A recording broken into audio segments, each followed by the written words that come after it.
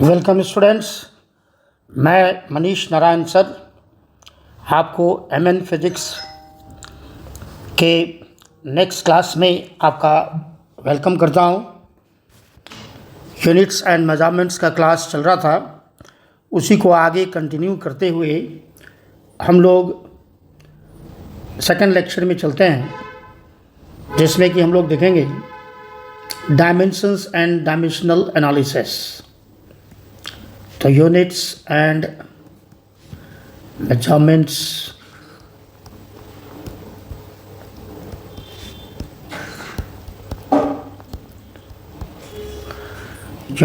Measurements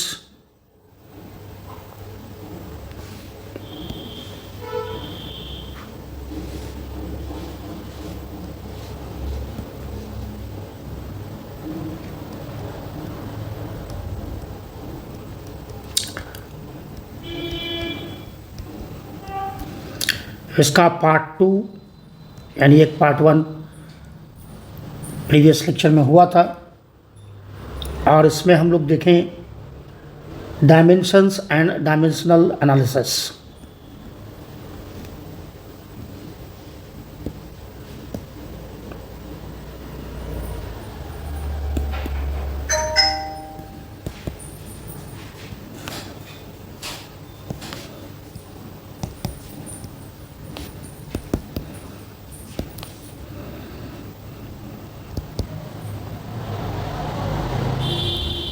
Dimensions and dimensional analysis।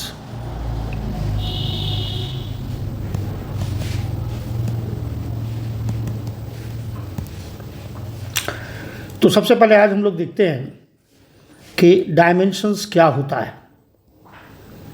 What do we mean by dimensions?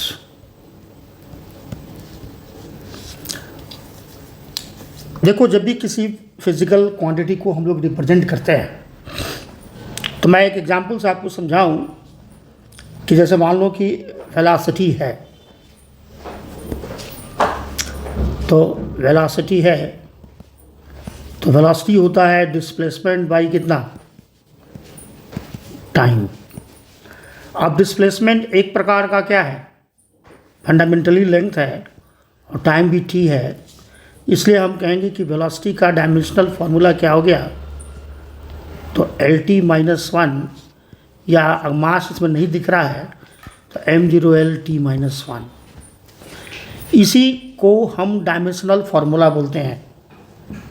मतलब यह है कि दिया गया फिजिकल क्वांटिटी किन किन फंडामेंटल फिजिकल क्वांटिटी पर डिपेंड कर रहा है और किस तरह से डिपेंड कर रहा है, इन सारी बातों का जो यहाँ पर हम लोग जो रिप्रेजेंट करते हैं, इसको हम लोग डायमेंशंस या डायमेंशनल फार्मूला बोलते हैं।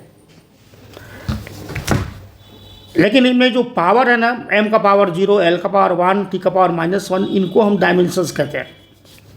इन जनरल अगर मैं कह दूं कि p एनी फिजिकल क्वांटिटी है और वो मास, लेंथ एंड टाइम पर ऐसे डिपेंड कर रहा है, मास, लेंथ और टाइम पर इस तरह से डिपेंड कर रहा है, तो ये जो आप देख रहे हो ये कहलाएगा डायमेंशनल फार्मूला। और इसमें ABC जो है ना, वो डायमेंशंस हैं of mass, length and time respectively. क्रमशः जो है ABC MLT का डायमेंशंस कहलाएगा। ये जो पावर्स जो है ना, जो कि हम मास, लेंथ, टाइम पर रिप्रेजेंट करते हैं, डाल देते हैं, पावर जो रेज कर देते हैं, this ABC are called as what, dimensions. And ये पूरा रिप्रेजेंटेशन क्या कहलाएगा, वो कहलाएगा डायमेंशनल फार्मूला। मास के लिए सीधा हम लोग डायमेंशनल फार्मूला में m से रिप्रेजेंट करते हैं, लेंथ के लिए l से रिप्रेजेंट करते हैं, टाइम के लिए डायमेंशनल फार्मूला में इसको T से डिनोट करते हैं। कैपिटल ब्रैकेट में रख दिया तो इट मीन्स कि आप डायमेंशनल फार्मूला लिख रहे हो, ठीक है ना। और इस तरह से और भी फंडामेंटली फिजिकल क्वांटिटीज़ हैं, उन पर डिपेंड करेगा, तो उनका भी रिप्रेजेंटेशन आएगा और वो आगे हम लोग देखेंगे। अब हम लोग कुछ एग्जाम्पल्स देखें कि कुछ फिजिकल क्वांटिटी का डायमेंशंस हम कैसे निकालते हैं। जैसे मान लो कि एक फोर्स देख रहे हैं, तो फोर्स एक फिजिकल क्वांटिटी है, ये फोर्स बराबर ma होता है। आप पिछला भी देखो, वेलोसिटी का जो डायमेंशन निकला वो वर्किंग फार्मूला से ही निकला, नहीं वेलोसिटी डिस्प्लेसमेंट बाय टाइम, तो वर्किंग फार्मूला आपको पता होना चाहिए, तब आप उसका डायमेंशंस आसानी से निकाल ले सकते हो। तो फोर्स बराबर ma होता है, इसलिए इसका मास और एक्सेलरेशन पर डिपेंड कर रहा है। फोर्स का SI यूनिट क्या हो गया, तो SI यूनिट तो ये न्यूटन हो गया, लेकिन इसका डायमेंशनल फार्मूला लिखेंगे तो मास का m हो गया और एक्सेलरेशन मीटर पर सेकंड स्क्वायर होता है, तो इसका एक्सेलरेशन का LT-2 हो जाएगा मीटर पर सेकंड स्क्वायर, और इसीलिए फोर्स का पूरा डायमेंशन फार्मूला हो गया ML-T-2। तो यहाँ पर ये पूरा डायमेंशन फार्मूला है, A का वैल्यू 1, B का वैल्यू 1 और C का वैल्यू -2। Got it. तो ये एक मैं एग्जांपल बता रहा था कि कैसे डायमेंशन निकालते हैं, डायमेंशनल फार्मूला निकालते हैं। तो चलो कुछ इंपॉर्टेंट फिजिकल क्वांटिटी का डायमेंशनल फार्मूला मैं निकाल के आपको बता देता हूँ कि कैसे निकाला जाता है। ऐसे तो कई फिजिकल क्वांटिटी हैं, तो उसी आधार पर बाकी भी फिजिकल क्वांटिटी के डायमेंशनल फार्मूला को आप निकाल सकते हो। जैसे एक दूसरा देखते हैं वर्क, ये भी काफ़ी इंपॉर्टेंट है। फोर्स और वर्क का डायमेंशनल फार्मूला जरूर जानना चाहिए। तो वर्क बराबर होता है F.S, या ये होता है Fs कितना, cos थीटा।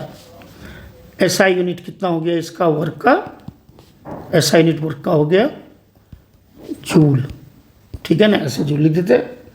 और वर्क का डायमेंशनल फार्मूला होगा, फोर्स का हो गया m, डिस्प्लेसमेंट का हो गया m, फोर्स का हो गया ML-T-2, डिस्प्लेसमेंट का हो गया L।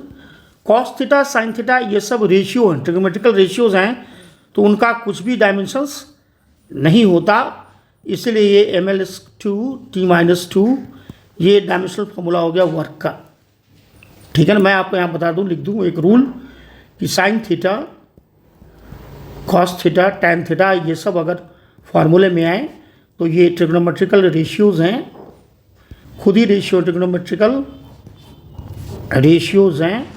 जैसे आप जानते हो sine theta is P/H, ratios हैं।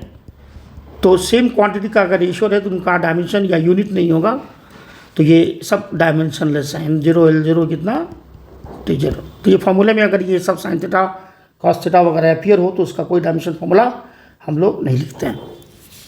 लाइकवाइज अगर हम काइनेटिक एनर्जी का डायमेंशनल फार्मूला लिखना चाहें तो काइनेटिक एनर्जी होता है ½mv²।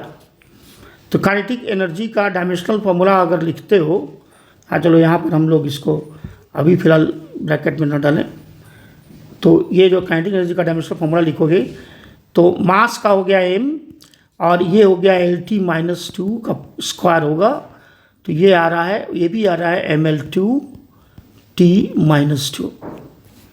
और हाफ का यहाँ पर कोई डायमेंशंस नहीं होगा, वो भी एक न्यूमेरिकल कांस्टेंट है। न्यूमेरिकल कांस्टेंट्स का कोई डायमेंशन नहीं होता, हाफ हो, 2 हो, पाई भी एक न्यूमेरिकल कांस्टेंट है, तो न्यूमेरिकल कांस्टेंट्स का कोई भी डायमेंशनल फार्मूला नहीं होता, दे आर डायमेंशनलेस, ठीक है ना। तो ये सब डायमेंशनलेस है, यानी M0 L0 T0 होंगे, ठीक है। तो इन सब का अगर फार्मूले में आ रहा है तो हम लोग कोई भी डायमेंशंस नहीं लिखेंगे, ठीक है। बाकी टर्म का आप लिख जाएं तो वही होगा डायमेंशन फार्मूला। वैसे ही एक नेक्स्ट क्वांटिटी देखते हैं हम लोग। चलो नेक्स्ट क्वांटिटी देखते हैं, modulus of elasticity. Modulus of elasticity, मैंने आपको ये कहा कि फोर्स और वर्क का डायमेंशनल फार्मूला जानोगे ना तो आप आगे भी कई फिजिकल क्वांटिटी के यूनिट डायमेंशंस लिख सकते हैं, क्योंकि किसी न किसी तरह बहुत सारे आगे की फिजिकल क्वांटिटीज़ फोर्स या वर्क से रिलेटेड होते हैं, ठीक है। जैसे पोटेंशियल है तो वर्क बाई चार, W/Q तो वर्क से रिलेटेड है। बहुत सारे F=BIL, तो मैग्नेटिक फील्ड इंडक्शन B का भी डायमेंशन निकल जाएगा, फोर्स रिलेटेड है BIL से, लाइक दैट। तो ना उसी की मॉडुलस ऑफ इलास्टिसिटी, तो E जो होता है मॉडुलस ऑफ इलास्टिसिटी, तो ये मॉडुलस ऑफ इलास्टिसिटी जो होता है E, तो ये एक रेशियो है स्ट्रेस अपॉन किसका, स्ट्रेन का, ratio of stress upon strain. अब स्ट्रेस जो होता है वो फोर्स बाय एरिया होता है, और स्ट्रेन जो होता है वो डेल्टा एल बाय एल होता है। ये इलास्टिसिटी चैप्टर से ये क्वांटिटी आता है, F by A delta L by L, यानी न्यूटन पर मीटर स्क्वायर ये यूनिट होगा। और स्ट्रेन डायमेंशनलेस होते हैं, यूनिटलेस भी होते हैं, तो जो भी अब डायमेंशन होगा केवल ऊपर वाले का होगा एफ बाई ए, ठीक है ना, स्ट्रेन डायमेंशनलेस होगा। तो अब मॉडुलस ऑफ इलास्टिसिटी ई का डायमेंशनल फॉर्मूला लिखा जाए तो ऊपर फोर्स का हो गया एम एल थी माइनस 2, और ए नीचे हो गया एल स्क्वायर, और स्ट्रेन तो डायमेंशनलेस है तो ये आ रहा है M L minus 1 T minus 2. So this is the dimensional formula for what? Modulus of elasticity. Next देखते हैं हम लोग सरफेस टेंशन।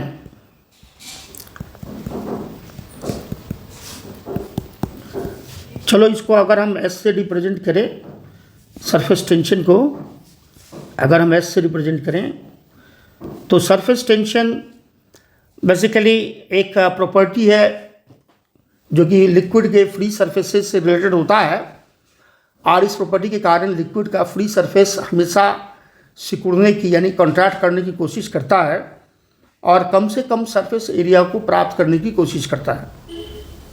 हालांकि इसका फॉर्मूला अगर आपको लिखा जाए तो ये S = F/L होता है, तो आपको फिलहाल यहाँ पर यही फॉर्मूला जानना है। डिटेल्स तो पूरा हम लोग को यहाँ पर केवल इस पर्टिकुलर चैप्टर में वर्किंग फॉर्मूला क्या है, फिर यूनिट क्या, डायमेंशन क्या है, बस ये लिख देना है।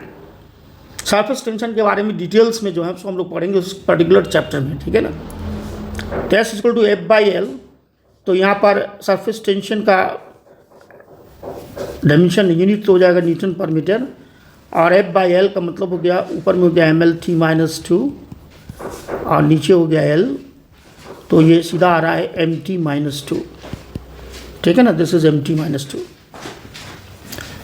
एक और नेक्स्ट क्वांटिटी हम लोग देखें, स्प्रिंग कांस्टेंट। एक और नेक्स्ट क्वांटिटी देखें क्या है, स्प्रिंग कांस्टेंट, जिसको हम लोग K से रिप्रेजेंट करते हैं। तो किसी भी स्प्रिंग में, वैसे मान लो कि कोई एक स्प्रिंग है, ठीक है, कोई एक स्प्रिंग है इस तरह से, और हम इसको फोर्स लगाकर खींच रहे हैं। ओरिजिनल लेंथ L था, फर्दर एक्सटेंशन ये X हो गया, ठीक है ना। ऐसे हम इसको खींच रहे हैं, एक्सटेंशन कर रहे हैं। तो अंदर की तरफ यहाँ पर एक F रिस्टोरिंग या F स्प्रिंग डेवलप होता है जो कि एक्सटेंशन को अपोज करता है।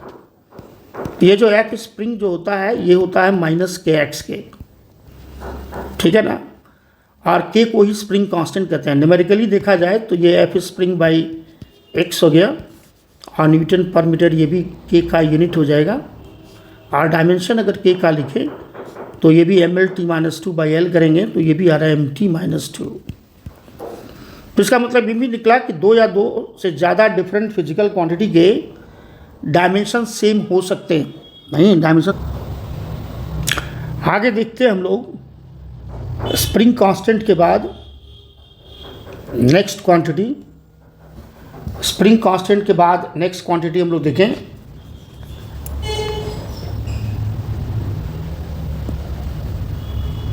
Coefficient of viscosity.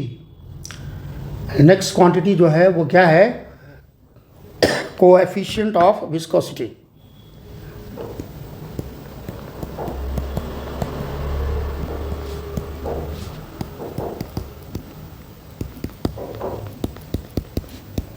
ईटा से डिनोट करते हैं। तो ये लिक्विड के फ्लो से रिलेटेड होता है, और ये जो उसका एक फॉर्मूला है -ηA dV/dx, यही इसका एक फॉर्मूला है। थोड़ा सा मैं इसको एक्सप्लेन कर दूं थोड़ा। मान लो कि कोई लिक्विड फ्लो कर रहा है, ये लिक्विड फ्लो कर रहा है, इसके डिफरेंट लेयर्स हैं। तो यहाँ ऊपर वाले में वेलोसिटी ज़्यादा, नीचे कम, ऐसे से होता रहेगा। और यहाँ पर अगर मान लो कि ये V है तो ये V+ dV है, इन दोनों लेयर में जो अंतर है वो छोटा सा dx है, ठीक है। तो लिक्विड जो इस डायरेक्शन में फ्लो कर रहा है, तो इसको अपाच करने के लिए दोनों लेयर्स के बीच में एक फोर्स डेवलप होगा जिसको विस्कस फोर्स कहते हैं। ये विस्कस फोर्स फ्लूइड के मोशन को अपाच करता है, लिक्विड गैसेस दोनों में होते हैं। और ये एरिया ऑफ कॉन्टैक्ट है बिटवीन द टू लेयर्स। और dv/dx चेंज इन वेलोसिटी है with respect to distance, short में वेलोसिटी ग्रेडियंट कहते हैं। तो यही ईटा कोफिशिएंट ऑफ विस्कोसिटी है, तो FV/A dv/dx हो जाएगा। इसका डायमेंशनल फॉर्मूला अगर हम लिखें तो ऊपर हो गया mL/T-2 फोर्स का, नीचे जो होगा एरिया L², और dv/dx जो होगा, तो dv/dx जो होता है वह dv/dx, तो ये L/T-1 हुआ, ऊपर में वेलोसिटी है तो L/T-1 नीचे L, तो L कट जाएगा तो ये T-1 केवल आएगा। पूरा सॉल्व करो तो ये आ रहा है mL-1 T-1, ठीक है ना। यही आपको ये डायमेंशन फॉर्मूला आ रहा है ईटा का, ठीक है। यहाँ से यूनिट भी ईटा का लिखें तो ईटा का जो यूनिट हुआ न्यूटन, नहीं किलोग्राम पर मीटर पर सेकेंड, ऐसे ऐसा ही में यूनिट होगा, किलोग्राम पर मीटर पर सेकेंड। तो इस तरह से कई फिजिकल क्वांटिटी के डायमेंशंस निकलते हैं। चलो मैकेनिक्स का तो कुछ एग्जांपल देख लिया, अब हम लोग देखते हैं हीट में कैसे निकलता है। जैसे हीट है, तो heat is a form of energy. Heat is a form of what? ये एक फॉर्म ऑफ एनर्जी है। तो इसलिए हीट का यूनिट भी एनर्जी का होगा, इसका ऐसा यूनिट जूल होगा। ऐसा प्रैक्टिकल यूनिट कैलोरी भी होता है। 1 calorie is equal to what? 4.2 joule. और अगर हम हीट का डायमेंशनल फॉर्मूला लिखे तो ये एनर्जी का होगा mL/T-2, ठीक है ना, ये mL/T-2। वैसे ही एक और फिजिकल क्वांटिटी का डायमेंशंस निकालना चाहें हीट में ही, तो थर्मल कंडक्टिविटी है। चलो इसको हम K से डिनोट करते हैं। तो होता क्या है कि हीट फ्लो का एक प्रोसेस है कंडक्शन, थर्मल कंडक्शन। सॉलिड्स में जनरली हीट इसी प्रोसेस से फ्लो करता है। तो इधर एक रॉड है, जैसे मान लो कि मेटल रॉड है, इसको हमने रख दिया एक सोर्स ऑफ हीट में, ठीक है। और इधर ये हीट फ्लो कर रहा है स्टीडी स्टेट में। यहाँ टेम्परेचर θ1, यहाँ θ2, ये बड़ा होगा, ये इसका लेंथ है और ये क्रॉस सेक्शन है। अगर T टाइम तक हीट फ्लो किया तो टोटल कितना हीट फ्लो किया, ये Q। तो ये Q के लिए जो फॉर्मूला होता है KA θ1 minus θ2 into T divided by L। L is the length of the rod. तो यही K जो कहलाता है थर्मल कंडक्टिविटी कहलाता है इस मेटलिक रॉड का, QL by A θ1 minus θ2 into what T। तो यही वर्किंग फॉर्मूला हो गया थर्मल कंडक्टिविटी का। अब यहाँ से K का अगर हम डायमेंशंस लिखें, देखो क्या होगा। Q का लिखते हैं, Q एनर्जी है, तो ये आ गया mL/T-2। L तो लेंथ है, तो L हो गया, नीचे हो गया L², लेंथ हो गया। अब यहाँ देखो एक टेम्परेचर डिफरेंस है, यानी टेम्परेचर है, तो टेम्परेचर का डायमेंशन फॉर्मूला K से लिखते हैं। थीटा से भी कुछ लोग लिखता है, और ये टाइम है तो T से लिखते हैं। पूरे को अगर हम सॉल्व करें तो ये आ रहा है L² कट गया, तो mL/T-3 K-1, mL/T-3 K-1। ऐसे ये जूल पर सेकेंड यानी कि वाट हो गया, वाट और पर मीटर पर केल्विन। तो यूनिट इसका अगर हम कहें तो ये आएगा वाट पर मीटर पर केल्विन, ये SI में यूनिट होगा। तो ये बात हो गई थर्मल कंडक्टिविटी के, यानी हीट के कोई क्वांटिटी का हम डायमेंशंस यूनिट कैसे निकालेंगे, तो ये है तरीका। नेक्स्ट एग्जाम्पल देखें हम लोग, इलेक्ट्रिक पोटेंशियल। कुछ इलेक्ट्रिसिटी का क्वांटिटी का अगर हम लोग डायमेंशनल फॉर्मूला निकालना चाहें तो इलेक्ट्रिसिटी का निकालते हैं। जैसे मान लो इलेक्ट्रिक पोटेंशियल, सबका वर्किंग फॉर्मूला पता होना चाहिए।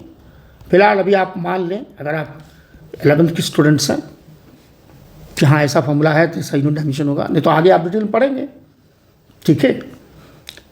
जो पूरा फिजिक्स पढ़ लोगे तो फिर ये सब डायमेंशन निकालना बहुत आसान होगा, कुछ है ही नहीं, बिकॉज फॉर्मूला आपको हर पता रहेगा। तो इलेक्ट्रिक पोटेंशियल भी जो होगा, अब भी कितना होगा, W/Q होता है, ठीक है। तो इसका यूनिट जूल पर कूलम होना चाहिए, चाहे इसी को कहते हैं हम लोग वोल्ट, ठीक है। और ये भी का डायमेंशनल फॉर्मूला निकालने की कोशिश करें तो ऊपर हो गया ml2 T-2 और नीचे हो गया AT, ठीक है। तो ये आ रहा है ml2 T-3 A-1। तो this is ml2 T-3 A-1। अब वोल्ट तो ऐसा यूनिट हो ही गया। नेक्स्ट देखते हैं एक क्वांटिटी और भी, जैसे कि मान लो कि इलेक्ट्रिकल कैपेसिटी है, इलेक्ट्रिकल कैपेसिटी C से डिनोट करते हैं। C के कई फॉर्मूले हैं स्पेसिफिक इलेक्ट्रिकल कैपेसिटी के, लेकिन कुछ ऐसा फॉर्मूला हम लोग सेलेक्ट करें जो कि जिससे डायमेंशनल फॉर्मूला निकलना आसान हो, ठीक है ना। C का ऐसा यूनिट फराड होता है, ठीक है, कैपिटल F से डिनोट करेंगे। और इसका एक फॉर्मूला जो है कि एनर्जी स्टोर्ड जो होता है इन अ कैपेसिटर, वो होता है U = ½ CV² से। एनर्जी का तो आप जानते ही हो, भी का भी निकाले हैं तो C का निकल जाए। तो यहाँ से निकाल कर देखते हैं तो C जो हो गया 2U/V², ठीक है ना। C कितना हो गया 2U/V²।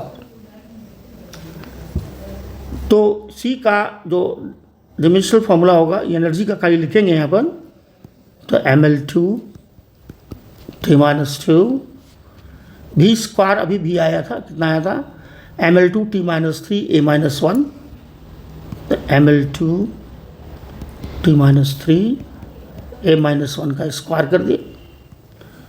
पूरा इसको अगर आप सॉल्व करते हो तो ये आ रहा है m-1 L-2 T4 A², ऐसा आएगा m-1 L-2 T4 A²। तो this is the dimensional formula of क्या, कैपेसिटेंस। तो इसी तरीके से बहुत सारी फिजिकल क्वांटिटी के डायमेंशनल फॉर्मूला निकाले जाते हैं। आप जैसे मान लो कि एक मैं ये कहूँ कि एक क्वेश्चन है, एक ये भी है magnetic field induction. Magnetic field induction, अगर इसका डायमेंशनल फॉर्मूला निकालने के लिए कहा जाए तो इसको हम B से रिप्रेजेंट करते हैं। तो एक charge current carrying conductor rod एक मैग्नेटिक फील्ड B में रखा जाए तो उस पर एक मैग्नेटिक फोर्स लगता है Fm = IL×B। ये मैग्नेटिज्म में या मैग्नेटिक करंट में आता है, या मैग्नीट्यूड में हो गया ये ILB sin θ। तो B = हो जाएगा Fm/IL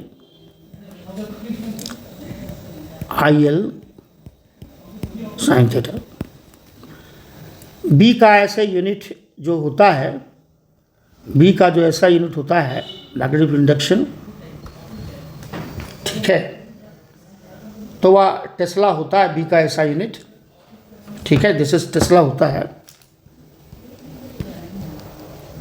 T से डिनोट करते हैं। या यहाँ से निकालें तो ये न्यूटन पर एम्पियर पर मीटर ऐसा आ रहा है, न्यूटन पर एम्पियर पर मीटर ऐसा भी आ रहा है, तो ये भी होता है, ठीक है ना। कई यूनिट्स हो सकते हैं। और B का अगर हम डायमेंशनल फॉर्मूला निकालना चाहें तो ऊपर फोर्स का हो गया ml, t माइनस टू, नीचे हो गया करंट के लिए a लिखते हैं, ये हो गया l length of the conductor, sine theta तो डायमेंशनलेस है, तो ये आ रहा है m L0 t minus two a minus 1। तो इस तरह से मैंने कुछ इलस्ट्रेशंस आपको बताए कि how to calculate the dimensions of various physical quantities. Various physical quantity का आप डायमेंशनल फार्मूला कैसे निकाल सकते हो, यानी मेन वर्किंग फार्मूला पता होना चाहिए, और उसके कारण से ही आप जो है सो डायमेंशंस या यूनिट लिख सकते हो। हाँ, फोर्स और वर्क का जाना जरूरी है, क्योंकि बहुत सारे देखा आपने बी का फोर्स पर डिपेंड कर रहा था, और सी निकाल रहे थे एनर्जी पर डिपेंड कर रहा था। तो ये सब अगर फार्मूला पता है तो फिर ये निकालना आसान होगा। अब हम लोग एक पॉइंट पर आते हैं जिसको हम लोग कहते हैं डायमेंशनल इक्वेशन,